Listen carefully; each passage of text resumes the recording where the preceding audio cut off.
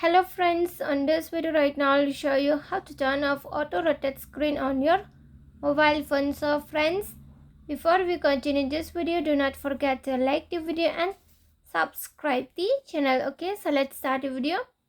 First of all, you have to move on setting. From here you have to scroll down to, no need to scroll, just click on the display. Then only you have to scroll down to auto rotate screen. So if you want to turn off auto rotate screen on your mobile phone, just click on this icon and the auto rotate screen will be set off. Okay, and if you want to set on the auto rotate screen, just click on this icon again and the auto rotate screen on your mobile phone will be set on. And if you want to off, just click on this icon on the left side, it will be off. Okay, so friends, if you love the video, do not forget to like the video, share the video and subscribe the channel, and thanks for watching.